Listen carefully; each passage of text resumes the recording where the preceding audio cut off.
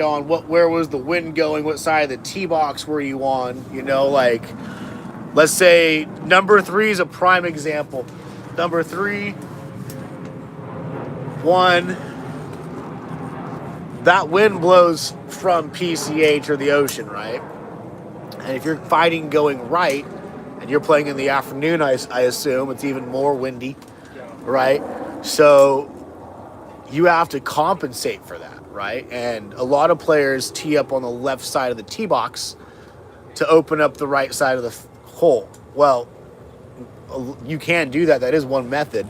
But like, let's say if I'm playing hole 3, prime example, and I'm playing a fade or, Lord forbid, a slice, right? Obviously, the miss there is going to be left because there's no water, right?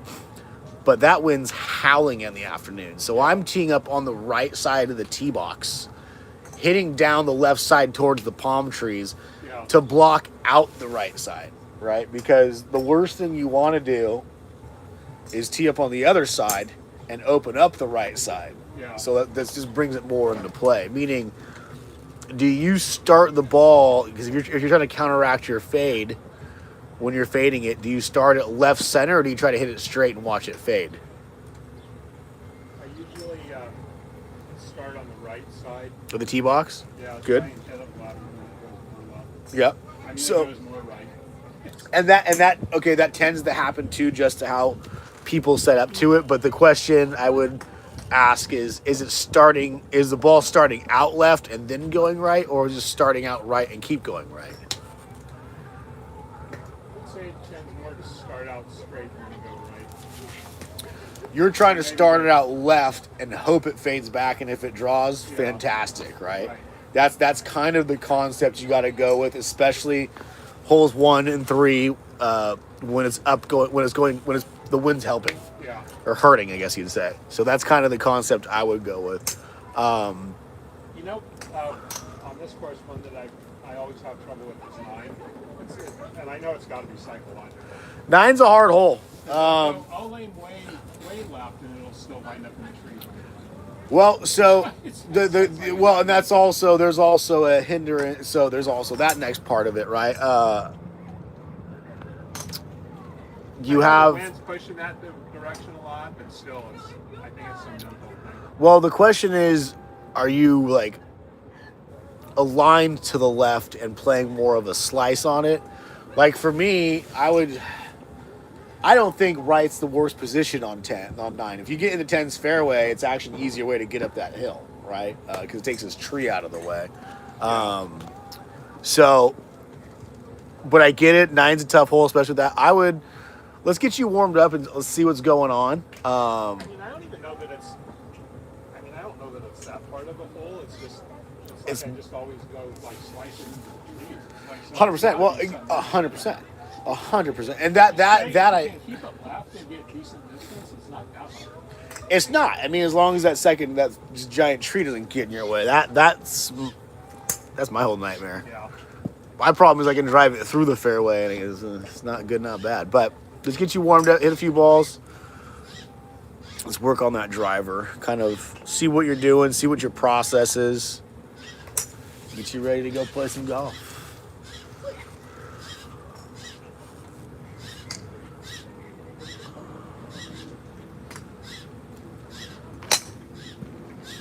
Is that the right type of shot you're talking about? So that's on the plus side. That's not a slice. Okay, that's you're more blocking it. Maybe a little bit of strike issue, add extra fade on it, right? So a block would be like everything on that shot. Let's say was 2 degrees path to the right, 2 degrees face open. So technically that was a straight shot. You probably hit it a little bit off the high of the club face or somewhere to make it bleed a little bit to the right. Okay, it's not a bad shot. You're just not releasing the club face soon enough, right? What I want to see you do is I want to see if you can do that same swing, but get the ball to start left by releasing the hands or the forearms more, like we talked about. Remember one of the first, especially like when you're on the course, I want you to feel like that's happening. That's a really over exaggerated view. But that's what we need to feel like is happening when you through the ball more. But not start something. Okay?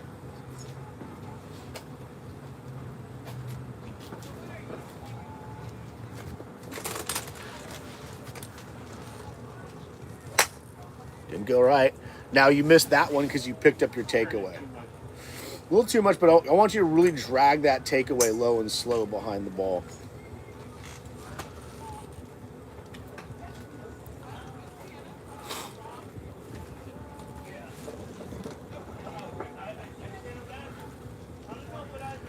Good.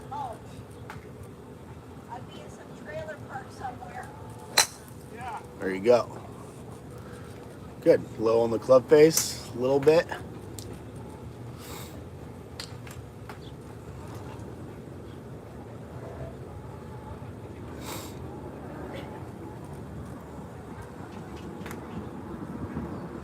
Try to bring that handle higher at setup. There you go.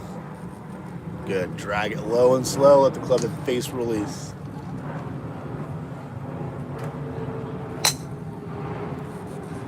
Definitely not going right. You just need to have something in like I said, your little book of notes you keep for yourself when Josh plays. I'm going right. What is my feel to not go right?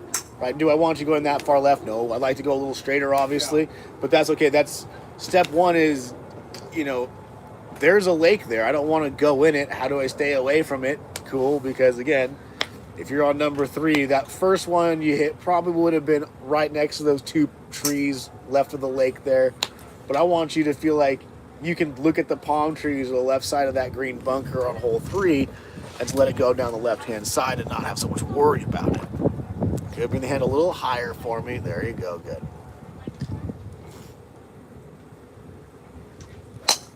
Yes. Good. Now, okay, we're warmed up. We have a feel.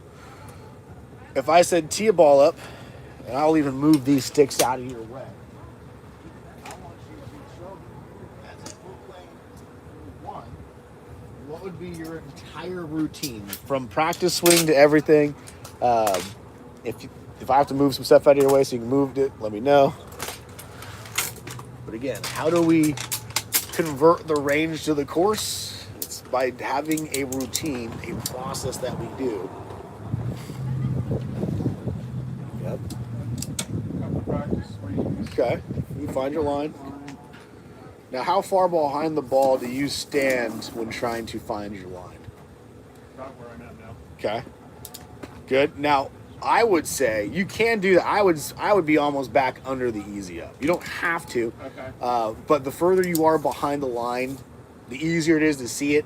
Sometimes we get a little, if we're like maybe just a yard behind it, it's a little too close to it. But to Like each, a parallax thing going or something. yeah, exactly. For me, like the further behind the ball I am, especially when it comes to like putting, the easier it is for me to see the line. I mean, maybe it's me. I have very bad eyes. They're mildly retarded, but I love them. They're mine.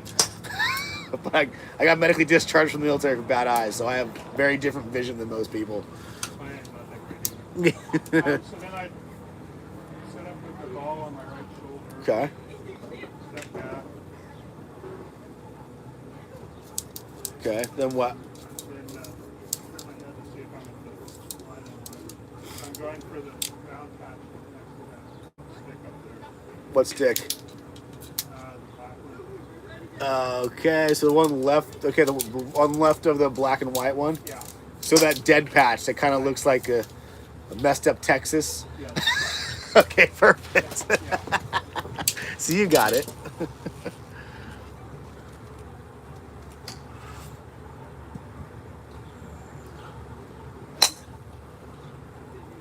All right. It's okay.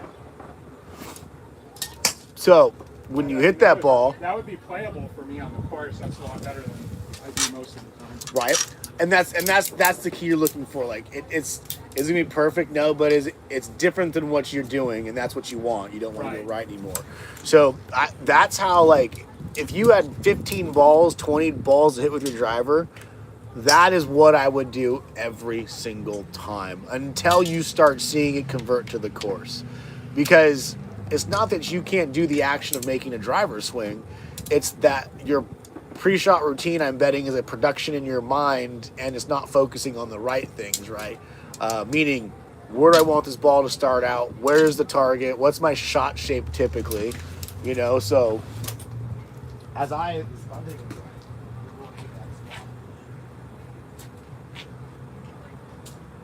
you always see behind the ball doing this. I always line it up the shaft. I take the tip of my shaft towards where I want the ball to be. And I find a spot probably about Yeah.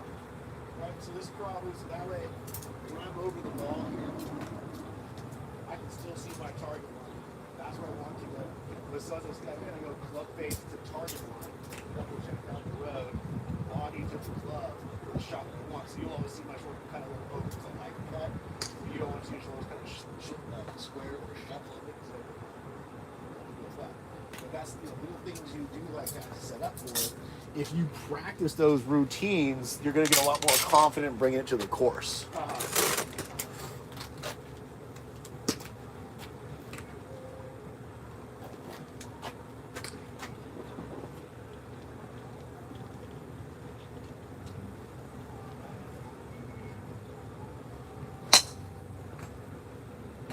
Your path has gotten a million times better. That right there is just your face angle more than anything. Just starting on that line. Your path is a million times better.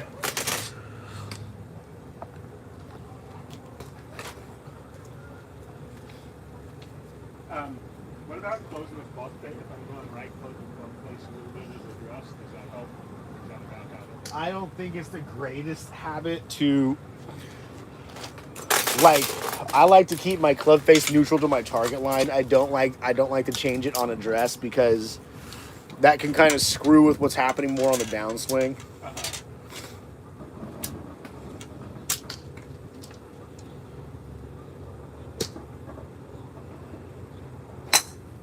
Yeah. Is that inside out? It was pretty in and out, but once you got through the tee, your club yanked left, right? I want to see if your club drives out over that intermediate target.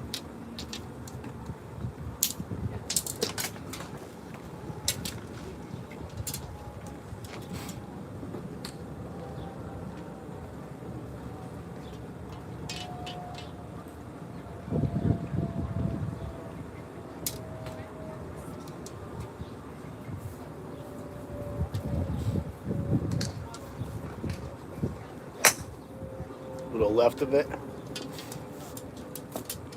I want you to feel like your club travels out over that yellow ball. Yes, there you go. That's better.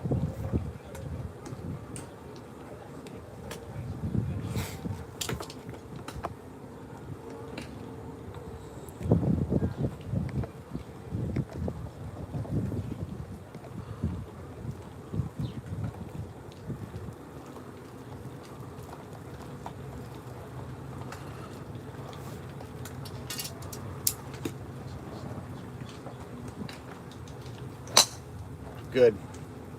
Now, I would say that was a pretty straight shot, but looking at where you have a collection of purple dots on that club face, you heel struck it a little bit, right? Yeah. So that when you hit the ball off the heel, that typically wants to go to the right more often than not. Okay. Okay. So stand a little further back. Well, try to feel like the toe's coming into the club before the heel is. Right now, with how you're swinging it, the heel's just coming in a little bit before the toe, so the club face is coming in open. Does that make sense? Yeah. So for you to feel like this, it's going to be more square. You're going to have to feel like that toe is kind of matching or even beating the heel of the club in a little bit.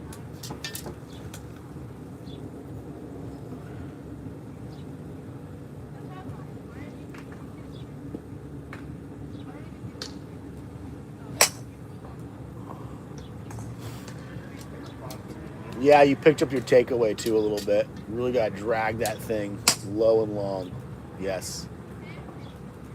That was way better. That was a way better path.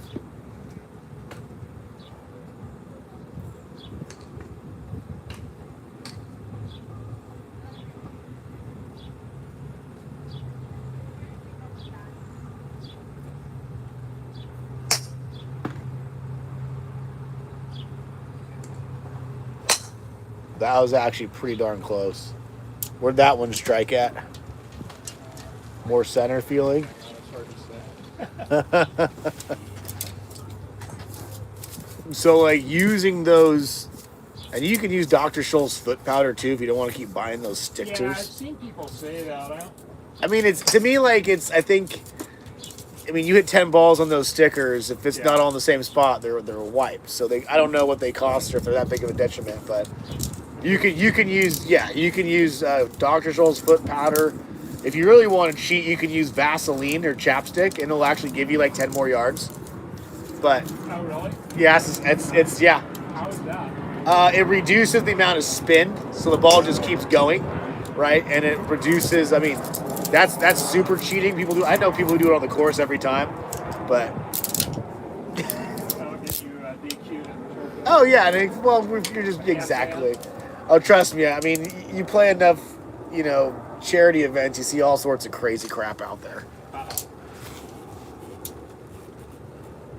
So your goal, working with those stickers, like going back to what I was trying to say, is try to work on hitting it more off the toe right now to see if you can get that ball more center club face. Okay.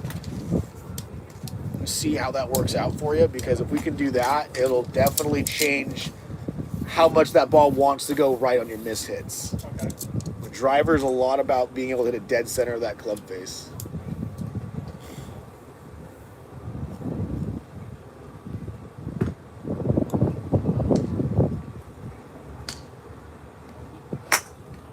Low heel. Let's take a look. Was that it?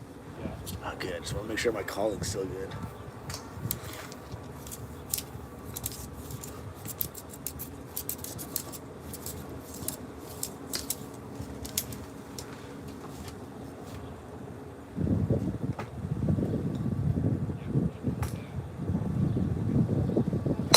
That's off the toe. Now, see the flight different on that? Yeah. Right? So that was an easy draw. All right. Now, do I want you to hit it off the toe? No. I would love to see everything near that red dot. Yeah. But if you get through one of those Better than decal, heel. well, it's toe is better than heel if you don't want to keep going right. Now, not saying you can't go right off the toe, but for you, if you always had consistent heel striking, I'd rather see you move it to the toe and work it back to center for a bit. Yeah.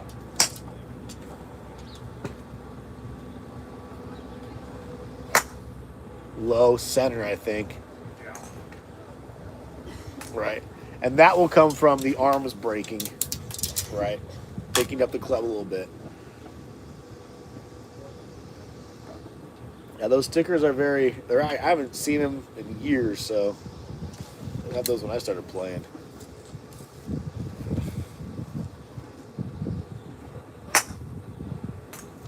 Now, that to me was the takeaways picked up a little bit, right? So when you hit those ones that just are like worm burners, Yeah. your club's coming in zeroed out to the ball, so it doesn't really get off the ground. Meaning, for you to get that ball up in the air, you're probably going to need to swing up. I'd say 2 to 4 degrees, depending on. But that means you just came in flat versus coming in with an upswing. Okay, so that's all you got to kind of focus on there.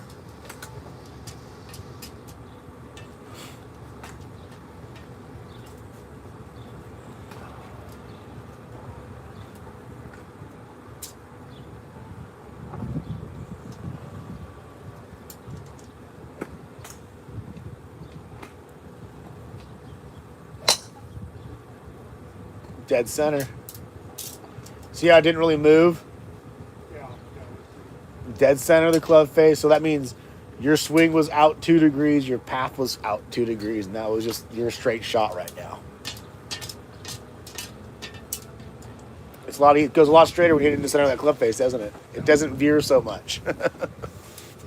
As long as your path is straight, which is pretty. I can tell you've been working with an impact bag, or path at least. Does the driver tee it up higher? Is that a mistake? I wouldn't recommend it. That's pretty. I mean, if you put the club down next to it, kind of show you. That is pretty much what it could be a smidge higher, but especially if you have an issue with consistent contact in the center of the club face. I wouldn't go much higher than that. You could. It's just it's going to get away from you more when you miss it, though. So that's like a pretty standard medium-sized tee. It's actually smaller for the other mats, but for this mat, it's perfect because it's thinner. But that's a pretty good tee height right there.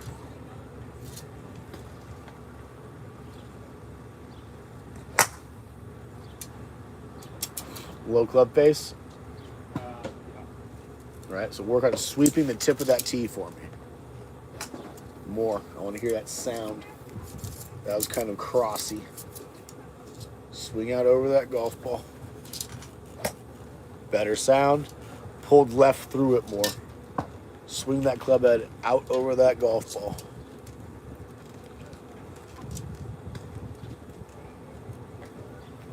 Better. Even more. That was a better path through the tee to the ball.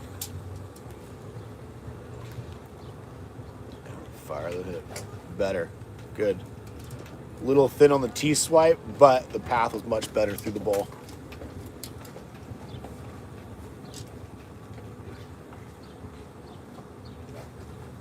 Missed the whole tee. Even around that thing. There you go.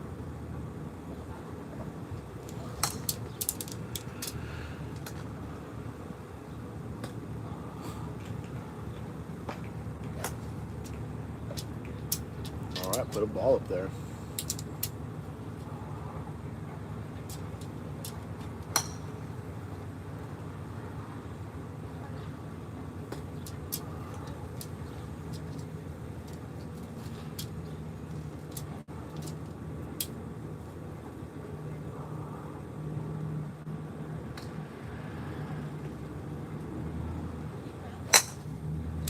Very close.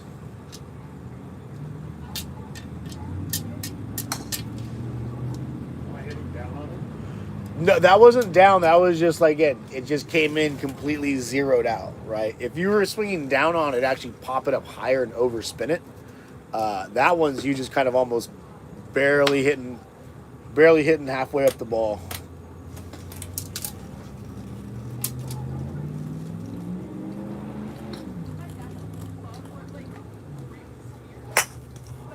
That was top of the ball.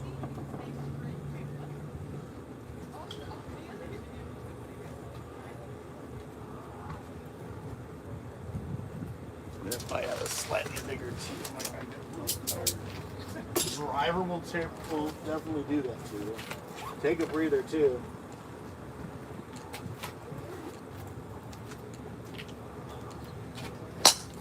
Yeah, I like that one. Again, especially hitting driver, 10, 15 balls back off. Five or 10 balls back off. It's a definitely easy way to wear yourself out.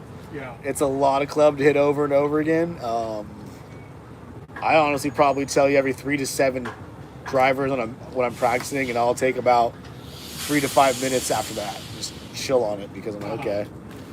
It normally does. What I end up doing if I start hitting more than that, I start getting faster, squeezing tighter. Yeah, when I get tired, I get sloppy. Yep, 100%. We just try to manhandle it, right? I'll try this other tee for you. Who am I to tell you?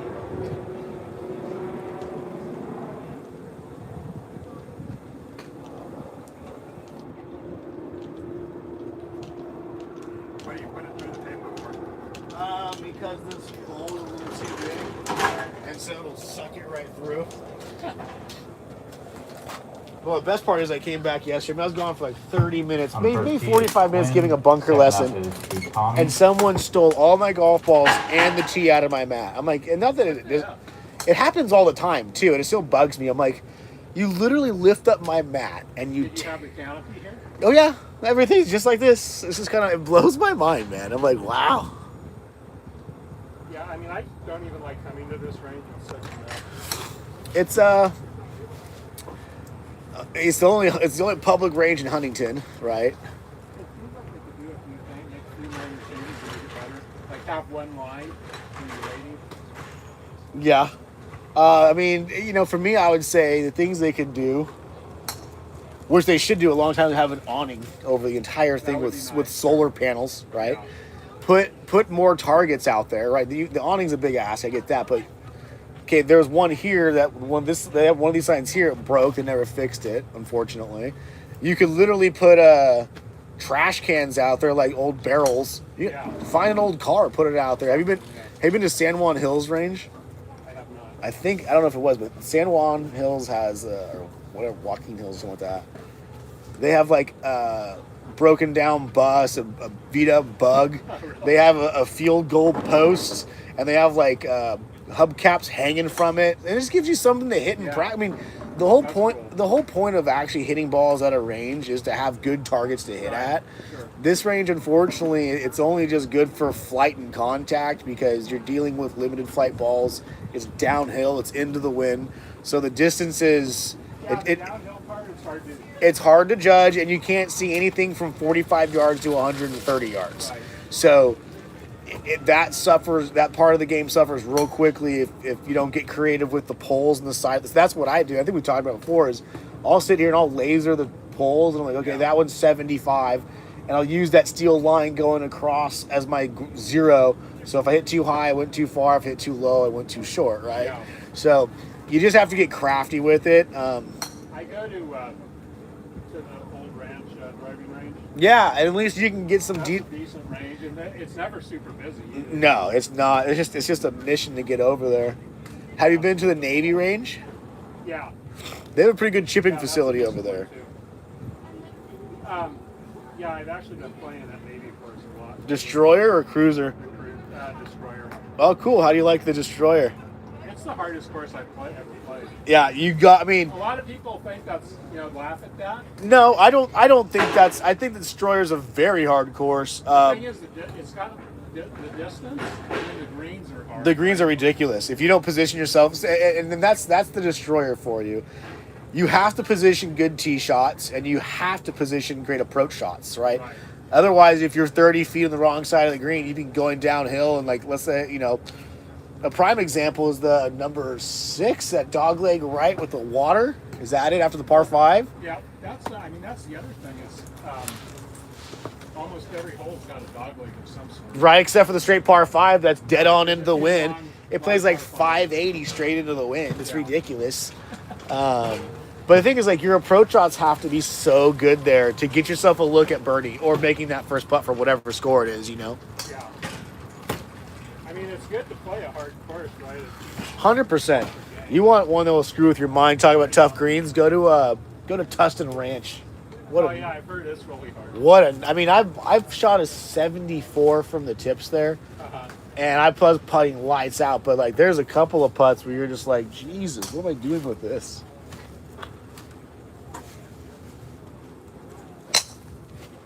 I mean, he likes that high of a tee. If you can hit the ball dead center like that with a high tee, I will not pitch. Right? That's exactly. I saw that when you had your finish. I looked at that spot. It's dead nuts. So, if that works for you, like I said, do I recommend it for most players? No. But if it works for you and you can do it consistently, then you do you, boo boo.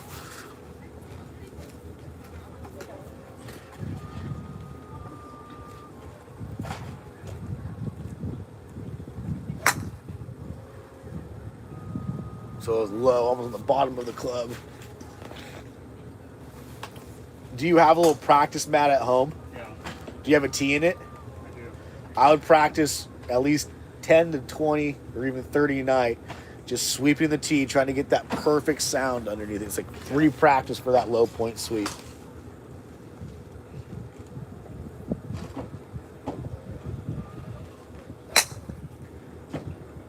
Your striking's definitely more consistent with a higher tee. It's just direction. But again, looking at the last two, That it's more center club face. yeah, that was better than that. Like, I'd be happy with that one. Okay. Yeah. I mean, a little more distance would be good, but Distance is going to come from understanding a smooth lag. It takes a little bit of time on that one. We'll talk about that a bit, though. You can work on that at home.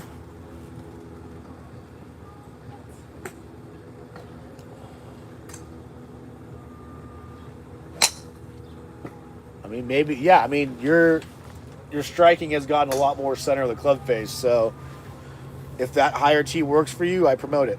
So, like, I do have that kind of flight path a lot where it's really, to me, it seems like it's really high. Whereas if it's pretty- less high and go further. I mean, that last one wasn't that bad. I mean, but again, you're teeing it up higher. What that's going to happen, right? Yeah. So that's the whole point of teeing it up high is to get a little more launch on it.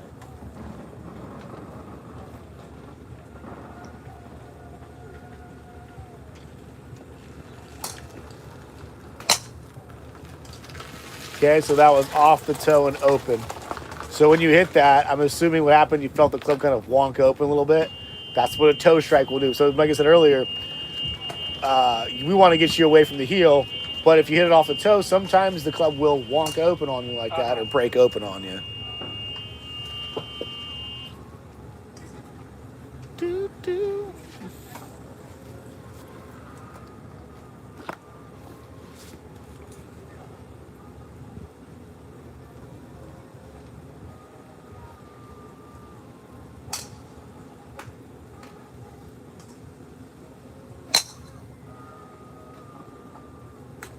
That's the one you want for a miss, right? Where it's just that little draw.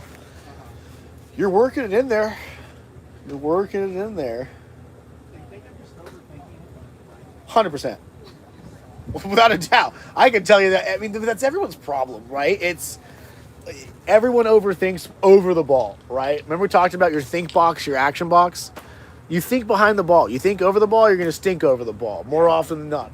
My obsession in my mind is target and direction, right? And when I say that, so like let's say we go back to that little patch of dirt we're talking about. Yeah.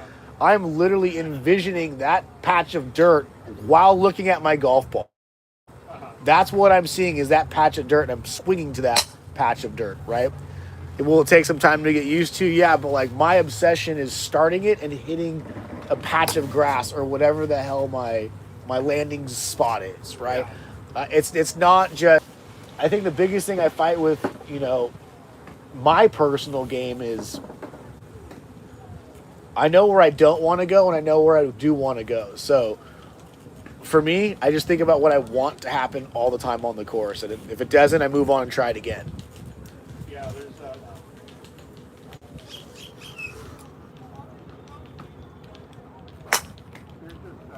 theory that if you think about where you don't want to go, you'll sometimes get there. Well, and there's also Things there's a whole thing in like in like energy and all manifestation type shit, right? And the thing is where if you say something negative out loud, it's like 90% more likely to happen. But like how many times do you hit a great shot and just go, oh, finally, versus every time you hit a bad shot, you're just mother effing yourself the entire time, right? So it's like celebrate the good shots and forget the bad shots because there's going to be a lot of them. It's golf.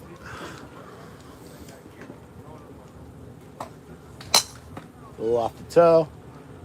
I don't mind the high tee because you're not on the heel so much, so that's fine by me in my book, right? That's the first patch of stickers that you didn't have the inside left heel strike all purple and blue. Again, you're not slicing the ball at all, so that's good because that was your, let's go back 4 lessons. That's what you were doing. Right. You were slicing the ball. Yeah, I have a lot more inside. You were just crossing it. These ones are more just block push fades, I guess you'd really call them. To me, I always say block fade or push fade, whatever. Meaning it starts out right, it goes more right. I don't want you to start out left and scream to the right. That means you got a bunch of shit going on you don't want to deal with. It's a nightmare. I feel like it's the club face is open to impact Okay. a little bit. Then one thing you I mean, I don't feel that, but I think from the flight path, that's what's happening. So what's that? I would say you're shooting 2 off the toe. We shoot that. He's wanting to get an impact. Try not to. I'm not trying to cut these knobs through. So this will be more. This is more of a. This is more of a fit. You get here too. So as you're coming through, you want to stick up. It's on a little bit, not too much. So would be that.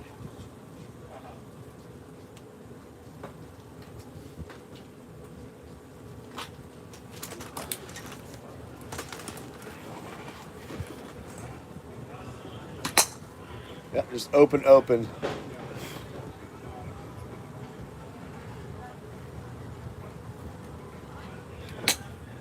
That's the T-strike you're looking for. That's the sound.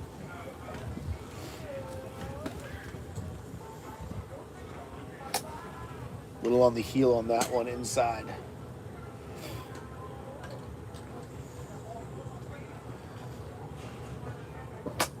Better. A little steep. You picked up that takeaway. The path was straighter though.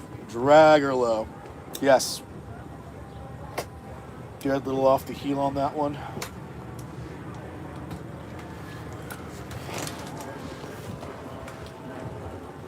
Good. Good.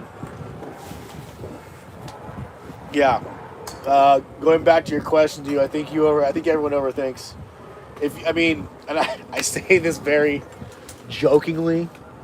If you can get into a place of mild retardation, just like drooling over that ball, just thinking about one thing, my one swing thought is not my swing.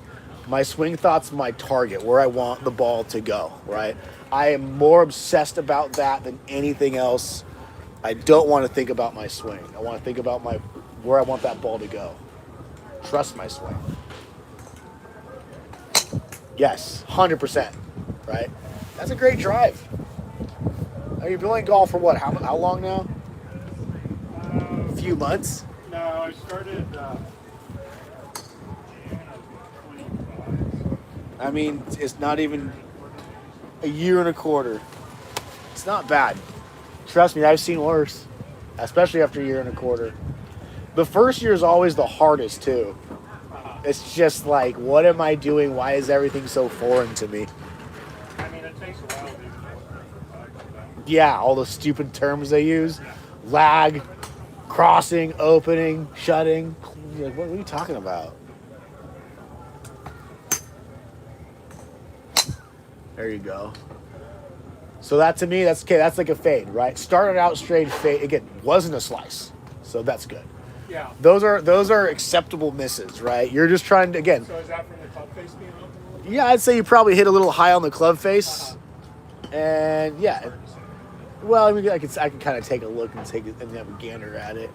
Yeah, I'd say kind of you're getting high on the club face a little bit. Anytime you hit above the top groove of center, like meaning you get to these grooves right here.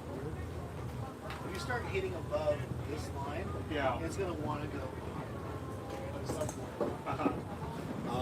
But you're not on the heel, which is, again, that's, to me, I find that very intriguing and interesting to see how a higher T-flight kept you off that heel strike.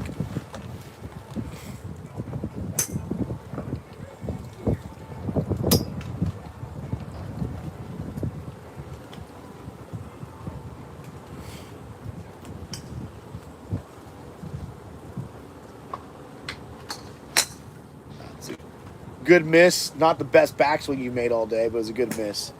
What I'm going to recommend you do is do the old, because you're part of the member club here, right? Where it's get that 4 o'clock, 5 o'clock, 6 o'clock tee time. Hit a couple of drives, take it to the course. You know, try to walk 1 through 6 or play 1 through 7, walk or drive, whatever. Play 6 holes, do the driver go right. You know, if you start at 5, and then once they stop doing tee times at what time, go back out and try to play 1 and 2 again. Yeah. Come back and work on the best way to dial in your game is hit a couple of balls, play a couple of holes. Hit a couple of balls, go play a couple holes. See if you can fix that. And even after a round of golf, we were like, dude, my driver was crap today. Go hit 10 or 20 balls afterwards and try to work it out. Don't hit like 100. I don't want you to beat your mind out of it, but you know, it's if something's going bad, try to learn how to fix it and go try it again. If something's going good, how do I engrave it more into my swing and make it more of a habit, right? And that's just a level of practice versus playing, because it's probably the fact you're doing 1 or 2 hour range sessions and then trying to go play 4 hours of golf. And the thing you've spent, 45 minutes working on, you're only getting to do every 7 to 10 minutes. And it's only one shot, one opportunity in the mom spaghetti type situation. So you got to figure out a way to dial it in. And if you're going out to play, work on your driver, put 2 balls in your pocket, lock and load. Play the best drive and just keep working on it, right? I do course lessons all the time with my clients because they seem to like that the most, honestly. And it makes sense because especially if you're a guy, not that you do, but I have tons of clients who don't like going to the range. They rather me just go on the course with them and fix their game, and that's how they practice. Cool, yeah, I get it.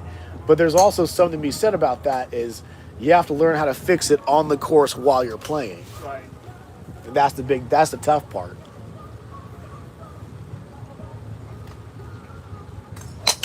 Yeah. I mean, your driver has gotten a million times better. Oh yeah, I think last summer oh yeah, it's tons better. Tons better. Absolutely. I'm definitely impressed with the effort and the intent you're putting into it.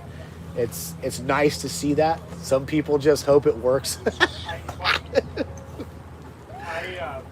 practice at home almost Good. every day. It's probably, No, there's too much is when your head's spinning, you know? yeah. But if it's something you like and you're seeing results and you're doing just fine. Yeah, so I usually practice with the impact Okay, good. like 10 to 20 minutes every morning. Good.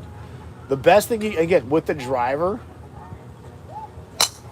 I would say your next kind of big key is keep your signal back that way. Yeah. With the driver, is the inside. So you're here. That's it. Yeah. That there's no way you're gonna come this way. Right? You have to keep it one front. That's what people's front. So the longer this front back is, it's going to extend. So that way you have to get this back. Yeah. So, front there, this one. What I'll do is I'll kind of take the bag and flatten it. So the shaft is going to be here. That's what I'm saying. Yeah. Yeah, more underneath. But that's good overall. Definitely a lot.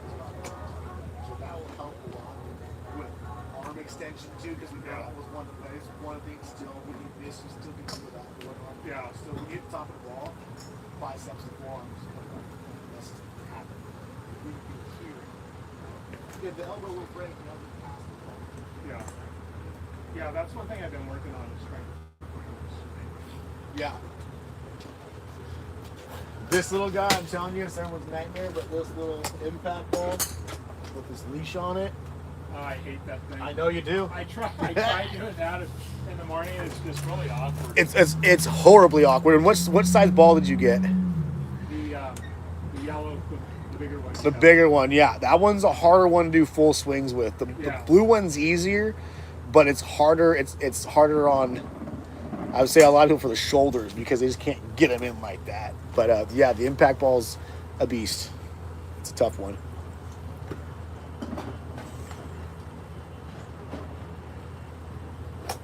Perfect. Let it rip.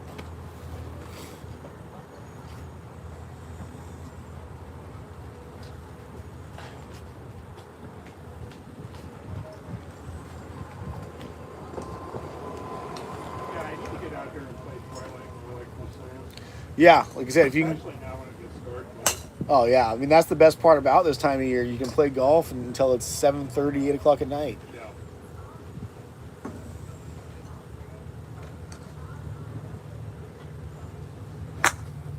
Just popped up on that one. See, that's why I started doing lessons at 10, because the wind doesn't pick up till like 10:30. Uh-huh. Yeah, you're out here during the summers at 9 o'clock, and it's still just dead heat out here sometimes. Wind feels good.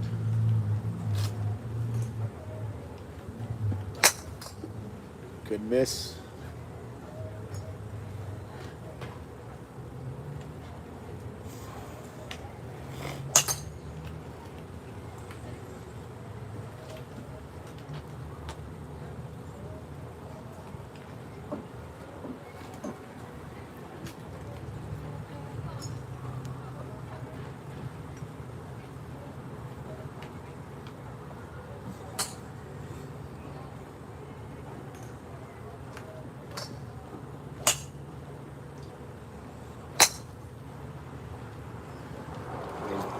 There's the miss you wanted. So, what am I doing? I'm not I'm not sure why those roll low. So real low means okay. We're again. It's that kind of hot more like one. Uh-huh. There's kind of zero. So one up. The lowest point of the swing is about right here. Right now it's coming at zero. Yeah. When it comes to the ball, it's just scaling. It's not going up. Right. And that's what causes those so low.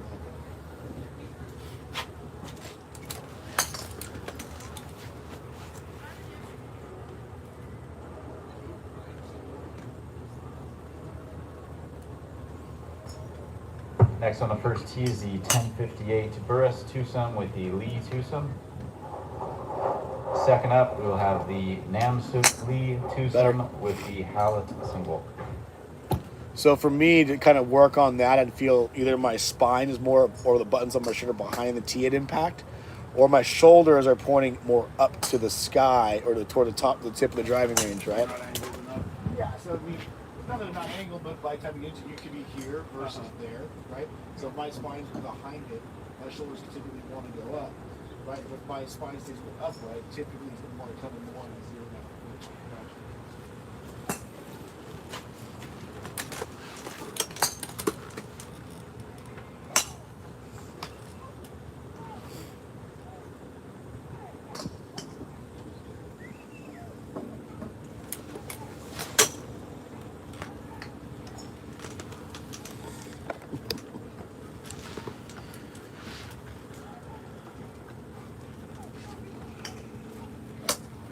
That was better.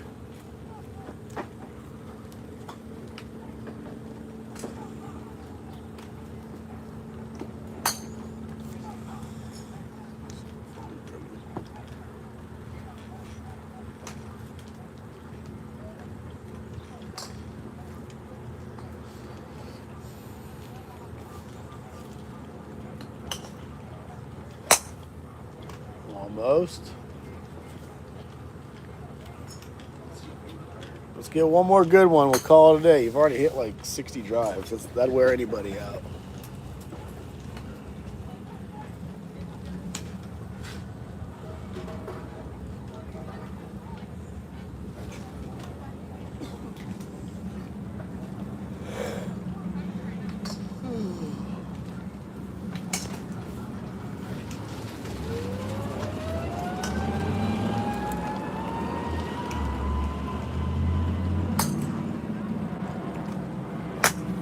Just missed the top of it.